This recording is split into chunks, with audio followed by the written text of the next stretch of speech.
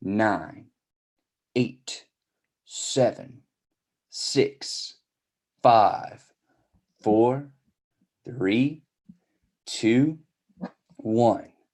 Ladies and gentlemen, welcome to another episode of the Project Egg Show.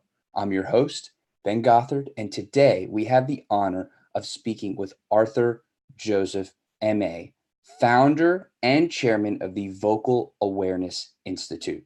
Arthur, thank you so much for carving out the time to be with me today and to share some of your time with me. I'm so very grateful, and it is such an honor to be speaking with you. I'm so happy to be here. And as we get underway, and I know it's your platform, but you invited me onto your show, and I wonder why. Well, I love that question. I think one of the reasons is when you're crafting your voice,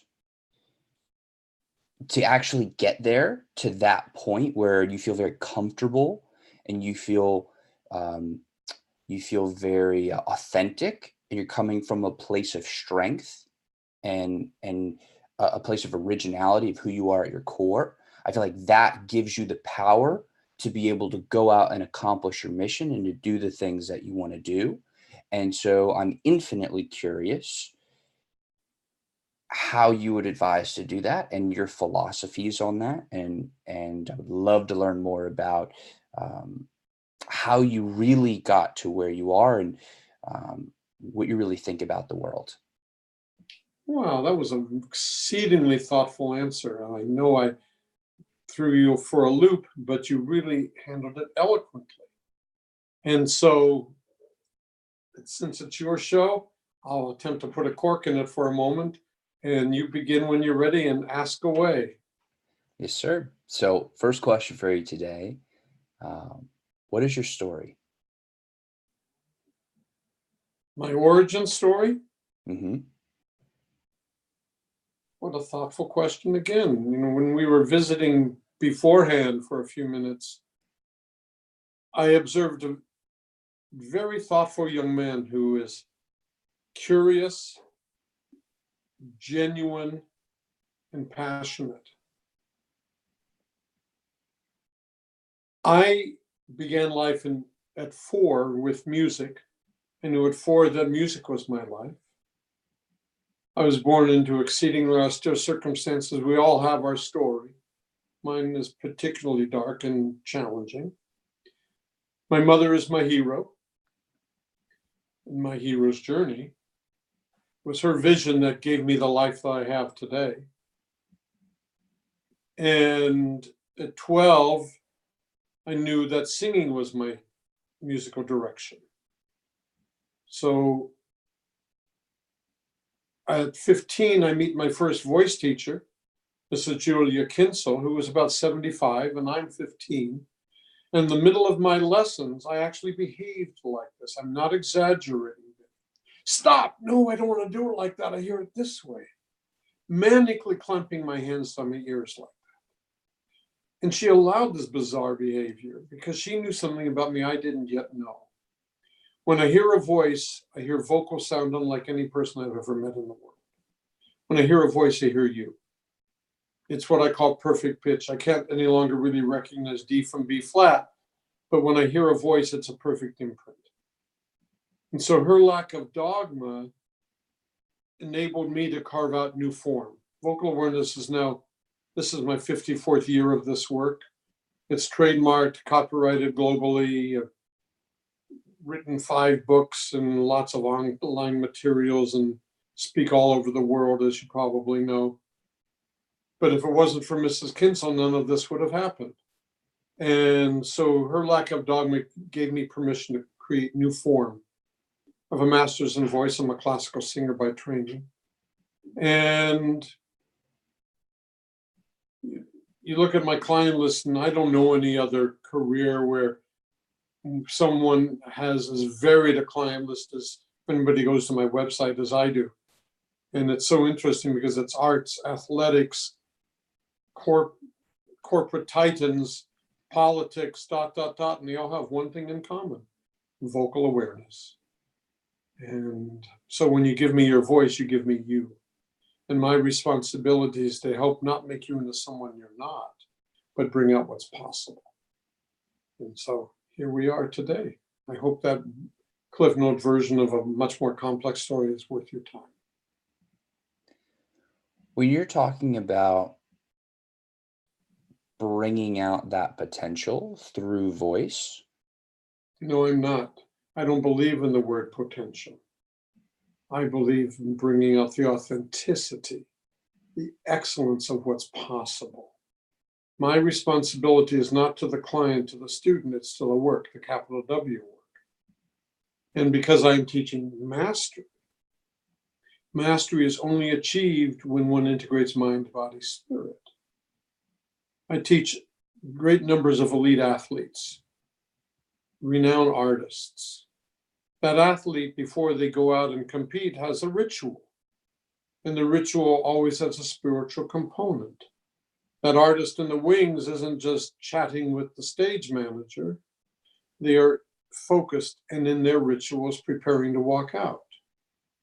But in life, who has these kinds of quote unquote performance rituals? In vocal awareness, we do. So in my last book, Vocal Leadership, I closed the book with a parable about dropping a rock in the water. And we don't just drop the rock in the water and the stone sinks to the bottom. Rather, we drop that rock in the water and it sends concentric rings across the surface of the pond, touching everything it comes in contact with. What is voice? Just like that ripple on the pond, it's a vibration. So what I've just done to the quality of our conversation right now energetically, whereas your space is quieter there in Kamloops, Canada, you're feeling stiller inside, just through the way I'm communicating differently. Am I accurate about that, by the way? Yeah, I do feel very calm. And so voice is power. When we own our voice, we own our power, the integrity to integrate who we are through everything we do. Integrity, integration have the same root source. They mean wholeness. We're living in the most challenging time on our planet, perhaps since World War II. And it's very dangerous right now. And in America, we've abdicated our responsibility. We settled. But I'm doing the movie Network these days, and I'm traveling the globe saying I'm mad as hell and I don't want to take it anymore. It's a line from the movie Network, which is now a successful play on Broadway as we record this show. And so I want us to awaken to the reality that voice is power. If we think back to mid-20th century, one of the greatest orators of the 20th century was Adolf Hitler. He usurped people to the dark side through the power of his performance. While at the same time, you had FDR and Winston Churchill striving to keep the free world together through the power of their voice via radio. Today, we have to step up and expect more from our leaders. We have to listen inside the conversation and ask, is that integrity? Do they really care about me? Is that trustworthy? And if not, we have to make it known at the ballot box if it is or isn't. But in point of fact, we rolled over 2.5 years ago. And it's a very dangerous time now. To be frank, well, I won't make a political statement any more than I have, but it's a very dangerous time. And we have to be awakened to that reality and our responsibility in it going forward. Let's talk a little bit about owning that authenticity. Why do so many people struggle with that? And how do you Great question. how do you overcome that? By the way, you're not jiggling that leg, and that's very cool. We were talking about this, everybody, before, and I felt like I was on a cruise ship. I was getting a little seasick. And the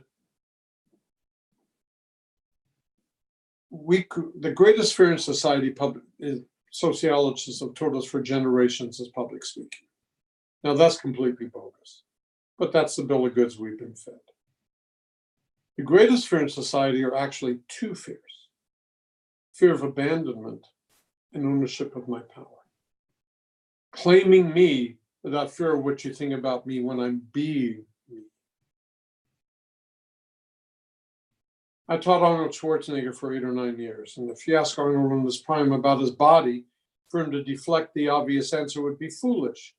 For him to state the obvious answer is not a boast, it's the truth. But we get all these mixed messages out here. Oh, you shouldn't act like that. What will people think? Oh, don't say that. You sound arrogant. So if I say to you, Ben, vocal awareness is extraordinary work. It can help you change your life in moments. Now that's stupid and arrogant.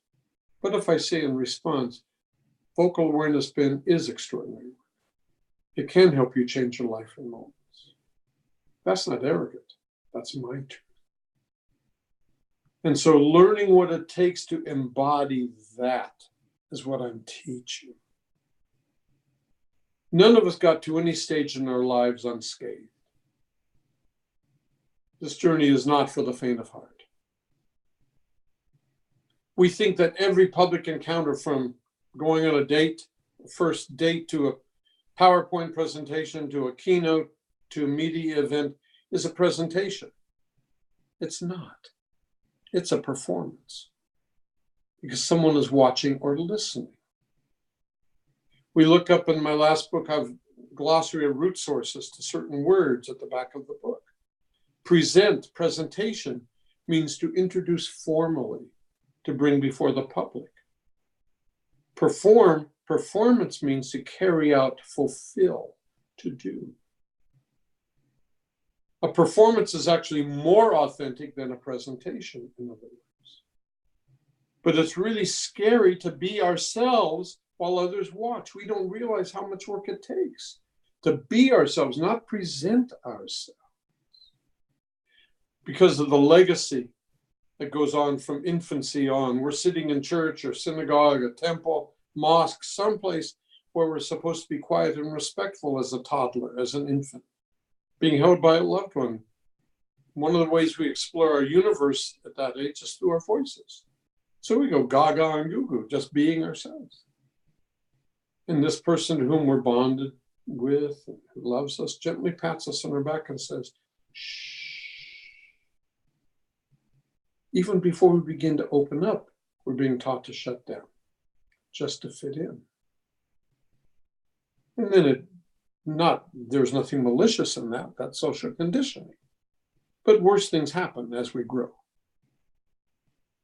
So we reach adulthood and we think we've chosen this, when in point of fact, we abdicated barely before we got started. I say to every athlete in the first lesson, you bring the gift or talent to your sport, but someone actually teaches you every single thing you do, from the simplest to the most substantial. Without that training, your talent is wasted. But nobody teaches us to be us. So in vocal awareness, we have techniques to help us be us. We create a persona statement. The root of the word persona is an Etruscan root word, which literally means through the sound. One's identity is largely conveyed through the sound of a voice, and an opinion created in a nanosecond. So you answer two questions in this exploration.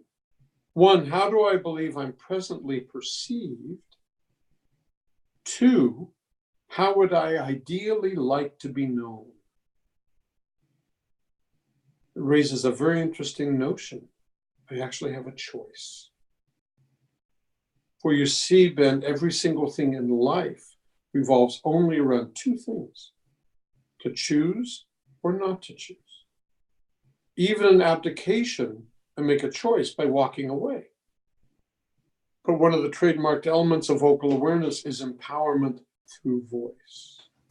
So ultimately, I only care, does that choice empower me or disempower? So if I ask you now, what are your impressions of me, good, bad, or indifferent? I can throw out some adjectives.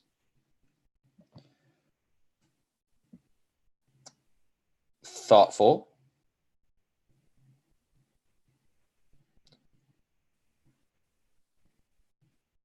Somebody who has taken time to hone their craft. And very intentional about the words that you use. Do I seem as though I care about you or those I might work with? Yes. Do I seem safe? Yes. But probably not in the ways that most people would think right off the bat. I would opine, of course I could be wrong, but I would opine that the integrity of the work and your work product is very important to you. And you absolutely care about people for who they are, but truly who they are and what they can do for the world. And so because of what people can do, that probably, and again, this is just, an opinion, and an assumption, but because of what people can do, I feel like you're very careful about who you choose to invest your time into, because you see what somebody can turn into and what they can do throughout their lifetime. Again, a very insightful answer. Thank you. Now, perception reality. What do you think now? Do I seem so warm and fuzzy? I don't. Not warm and fuzzy. I don't even have to say anything, do I? It's in my body. And if opinion shifts yet again. So my point in that illustration, I'm asking the question, perception is reality. An opinion is created in a nanosecond. And I want us to be in charge not just of the message, but the messenger. It's not simply what we say, but how we say it. And there was a period of time several years ago when I was training the greatest poker players in the world. I don't know, a flush from a straight, but I was brought in to train these people at communication and leadership level.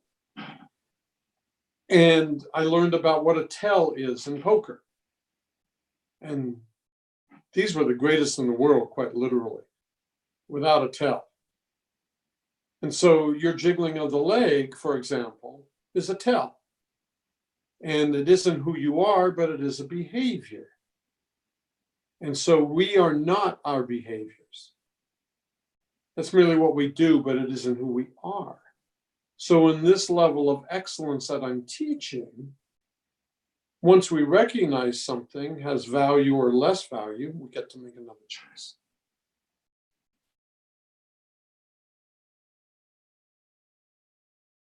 Then, do you have more questions? Because I don't come up for air, obviously, very often, and it's your show, and I've just usurped all the time, and I apologize.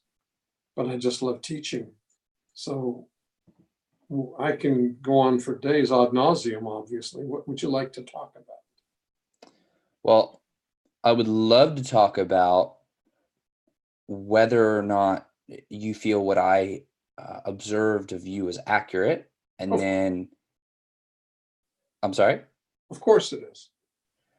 And then I would also like to know. I'd like to know what people. I used to teach Tony Robbins many, many years ago. He's a motivational speaker. And he would refer to the 7 rituals of vocal awareness that pattern interrupts. He would teach that to create a new pattern, you have to exaggerate behavior to break an old one. So eye contact is really important. Obviously, I speak forever, and you're socially conditioned to look. The moment you go to speak, you go to gather your thoughts somewhere. That's our behavior once again. I don't care where you look, but I want that to be a choice, not just a random act. Because eye contact literally changes the sound of a voice. So as a practice, you can actually look at me while you gather your thought. And if you want to break the eye contact, look away and breathe, but don't go and just breathe. And then return and maintain eye contact when you want to say something again. Well, thank you for that. Sometimes it's hard to know what you're not doing correctly. No, this is you never experienced this, I recognize. And I don't want to make you feel conspicuous, but you are a young man who truly aspires to excellence. There's no question. And if I don't get to contribute, then I'm just blowing smoke. So I want to help. So I usually ask this later on, and I think I still might in some way, shape, or form. But what teachings should I be probing you on? Anything you want. This is anything you want. I'm not omniscient. I just act like it. And this is my passion. This is my life's work. This is mastery through communication. I own this space. No one else on the planet that I'm aware of does what I do. So I just want to contribute and make this time together as valuable for this moment and for posterity as possible, as you were telling me before the call. When you see the very top performers, sit up nice and straight and notice you hold your breath. Relax. And now with your right or left hand, slowly and gracefully from 3 inches below your navel, we're going to pull a thread. And it's going to help you get taller and taller and taller, embodying a man of stature, feeling extraordinary about Ben Goff. And did you notice the first thing your body did when I asked you to embody a man of stature? the whole being was uplifted. You did something first. Relax again. And now embody a man of stature, and I'll pull the thread. What'd you just do? Breathing in. That's what you did. You inhaled. Then the body aligns. I didn't ask you to inhale. Now, may I use the word God, or would you rather I not? I'd prefer you to use whatever you feel most comfortable with. God, source, or just thank you, whatever you want. God is fine. To your listeners, we can say thank you to source, thank you to God, or merely thank you.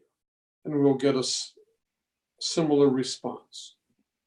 So within yourself, not aloud, Ben, simply say thank you to God. Take in the thought.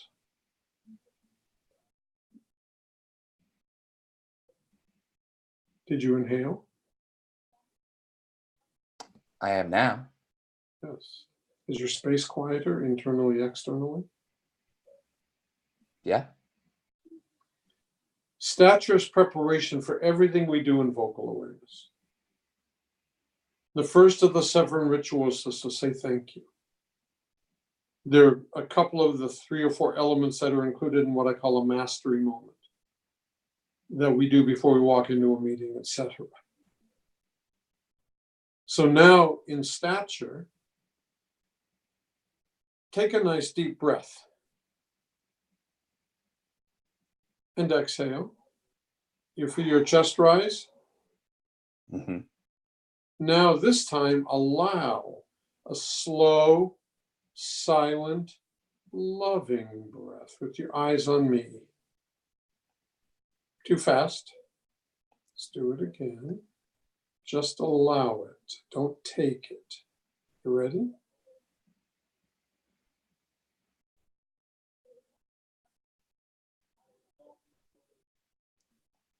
And exhale. Now the chest didn't just rise, but the rib cage expanded. Did you feel that? Mm-hmm. And once again, your space is quiet. The root of the word spirit, spiritus, means to breathe. I don't want you to motivate. I don't want to motivate. I want to inspire. Inspirare, to breathe into. The Hebrew word neshama means both soul and breath. So for mastery to be achieved, we have to integrate at this level. And that breath can be your basic everyday breath all the time. We have shorter versions of that, but initially, as you want to ask me what you wanted to ask me an hour and a half ago, use that conscious, loving breath, slow, silent, loving, to initiate your question. When you You're just testing to see if I am the same. Well, I am. You ready? Yeah. It'll take 5 seconds.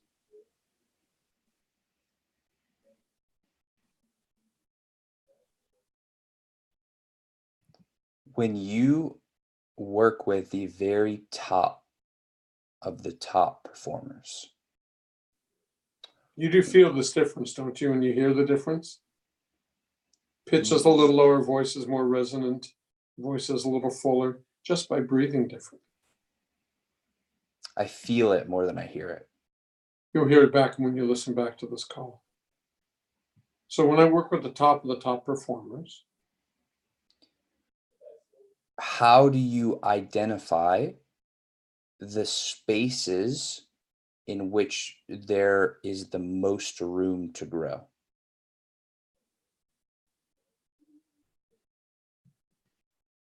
the 6th of the 7 rituals in vocal awareness is pay attention, deeper listening. That's where I live the majority of my time. So we pay attention out here and we listen deeply intra and interpersonally. In my work, you'll sometimes see the word voice spelled with a capital V, other times with a lowercase v. The lowercase is my speaking voice, the capital, the inner voice, the one that only we in Source can hear. Because I live in the 6th ritual, I know intuitively what I need to do, where those spaces are. They don't know. It's my responsibility to make them aware. And then we simply go after it. And I earn trust very quickly. And because this work is so efficient, results happen very quickly. Initial results, then the embedding of them and the embodying of them is because of this mastery happens over time. But the initial experiences are quite dramatic because of just how effective the work is, as you can already tell. Absolutely can tell. Yeah. So did I answer that question? How would you even notice that? And so that was wonderful. And because I'm not just teaching awareness, another trademarked aspect is conscious awareness. I'm teaching not just consciousness, but a 360. We are tuned in to the best of our ability at all times. Just as you were there. That's why this work is called vocal awareness, because awareness is the first step. Now you get to self-correct. Not self-judge, simply self-correct. Cool. So again. How do you, when you're working on developing yourself, how do you identify what areas you need to work on? Oh, isn't that cool? I don't think I've ever been asked that question. I call myself a lab rat. Going back to when I first began teaching at 18, I was my own test case.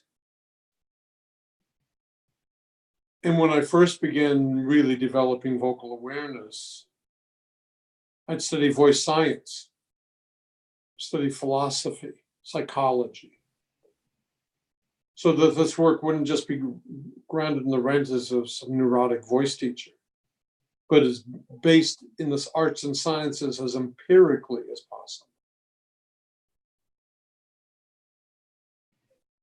I still sing. I don't get to perform much anymore. I still want to. But when I have to get my voice back together for a performance, initially it sounds like I'm gargling Drano because I really expose the muscles in a very, very direct way. And that's one of the values of this work, is there's no hiding, there's no masking. We really go after it like stretching a hamstring or something like that. And because it is mastery, sort of doesn't count. You can't sort of do it.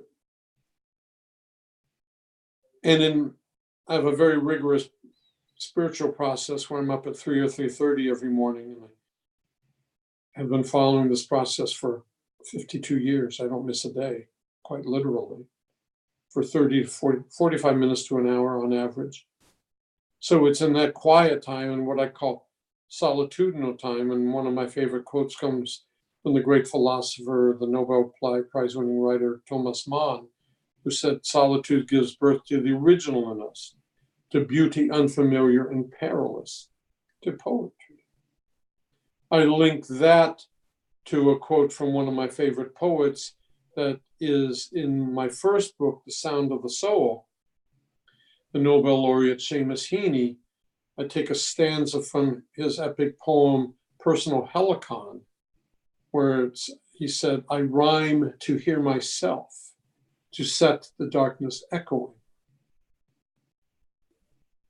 So this is always my benchmark. Then one of the key axioms in vocal awareness is the concept of surrender. That's a French word which literally means to yield or to give back. It is to be in service to the calling, to the capital W work, to source, which is what I hold myself accountable to. By the same token, I'm a human being and I screw up, unfortunately, far too often than I care to acknowledge, but vocal awareness is my due north. So I always know how to get myself back on the path. I always do.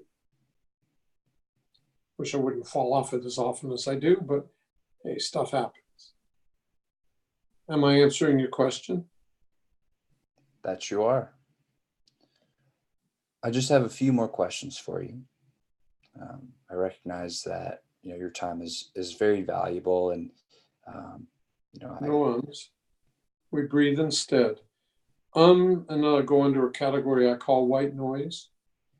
So we eliminate all ums and ahs, all I mean, all you knows, all I thinks. If we're not sure, we substitute I believe. But if we're clear, this is what I want to say, then we simply say it without apology. That is not arrogant. We tend to say I think because we don't want to sound arrogant, but all it is equivocal. But if we're actually not sure, we say I believe. So instead of all of that white noise, we simply breathe.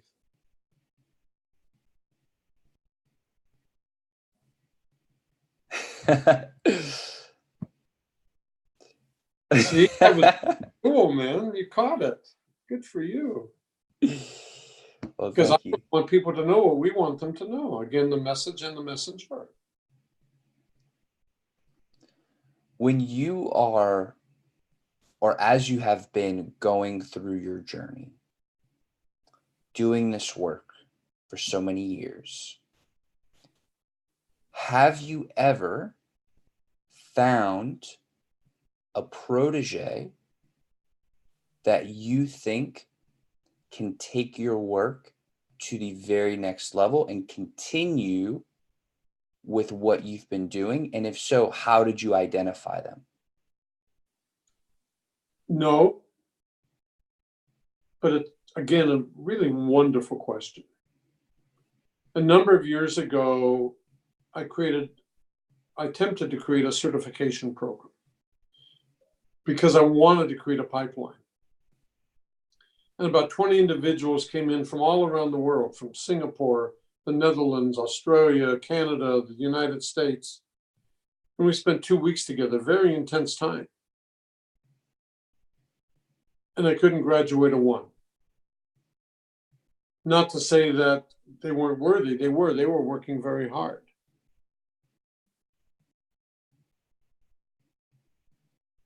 So I had to rethink what certification was and what I would expect. I teach visually. I teach in a very unique style. And it takes time because I'm conducting. That if I'm doing this with my hands versus doing this with my hands, you're going to respond differently. And it takes time to absorb that. And we couldn't do it in a couple of weeks.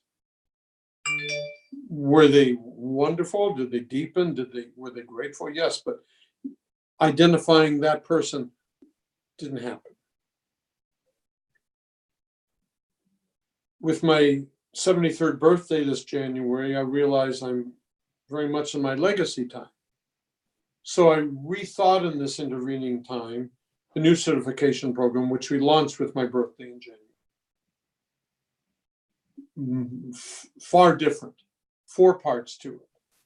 The first one, largely online with some checking in with me. The second one, far more interactive with me. The third and fourth, virtually all with me. It's in its fledgling stages, but I may have identified at least one person. But it is, I am very committed to this because this is a paradigm shift. I'm where Freud or Jung were 110 years or so ago. I've created a new form. This didn't exist. And it's important, it's really important that I create people who can follow in this work, which is why I have the certification course. I want in time to have corporations, I want to take the place of Toastmasters, where you go brown bag of lunch in a corporation and think you're actually learning something when you're really not. You just have a safe harbor for getting to hang out and practice, but can't get better because you don't have people who can teach you how to get better. I did a keynote at Toastmasters many years ago for an international conference, and I went to a meeting and I experienced the process. Now, that doesn't mean they don't create a safe harbor, but I really want to create, within that safe harbor, constructive things to do so that you can actually get better. So in corporations, how they have CTOs and CIOs, et cetera.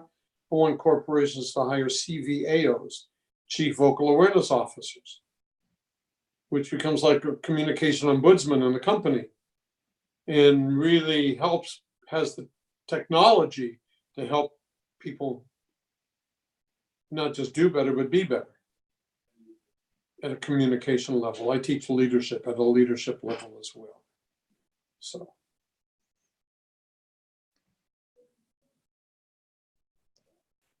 So I'm 24, and this is a very personal question. But what question should I be asking you, specifically you, that I just wouldn't think to ask? Personal or professional or generic? Generic. I'm very good with language, Ben. I make a lot of intellectual sense. But the question really is, how do I do this? We don't realize how much work it takes. The great football player Jerry Rice said to me at a lesson one day, "This is hard work." And I couldn't believe what he said. I said, "Jerry, you've never said that sentence in your entire life. You're having a lousy voice lesson. How could this be hard work?" But it's intense because it is mastery. It is mind, body, spirit. And learning how to live in this state 24/7 takes work. In sports, in the arts, you have peer relationships. We know the drill. But out here, we don't know this, so we have to sustain it in a vacuum. So the question really, it's not so much a question, but a statement, I believe. I'm hoping that there's a discovery here for you today, that there really is a system in place that can enable you to be all that you're capable of being in the privacy of your own space.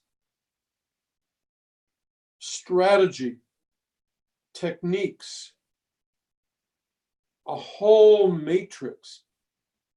Just like somebody taught that elite athlete how to do a push-up, or how to line up in the line, or how to dribble, or the ballet dancer to stand in first position. I teach us how to breathe. I teach us how to embody ourselves in stature, how to be in conscious awareness without flinching, how to really claim the size of who we are. I write a lot about the concept that a champion does it differently. That's not a sports-centric word, however. Champion literally means dazzlingly skilled in any field. To be a champion, however, we must be audacious. That word means intrepid, fearlessly daring, courageous. So I'm awakening the champion within and helping us realize we don't need permission to be extraordinary. So I hope that was an answer to a statement and not a question, but I hope it was constructive enough. Arthur, I want to thank you so much for your time today. It has truly, truly been an honor to have been able to speak with you and to share this time with you. I'm very, very grateful. So thank you. Thank you. And we make an offering to you that is only available to your listeners and viewers. We have a program called Visual Voice Pro, where I'm teaching online and how to make voice visual, how to embody the work. And as you maybe saw in the offering from Tommy, they get a 50% discount only through you. And I do this not as a one-off. I do this because my vision is to change the world through voice. And so, I just share that because I would love to make that level of difference. And being with you today has been quite rewarding. And thank you for allowing this platform and creating it and being such a wonderful host. Well, thank you again. And to everybody who's watching and listening, I want to thank y'all very much. Your time is very valuable too. So I'm grateful that y'all would choose to share it with us today. So thank you very much. I love y'all from the bottom of my heart. I really, really do. And I'll see y'all on the very next episode. Take care now. Bye-bye.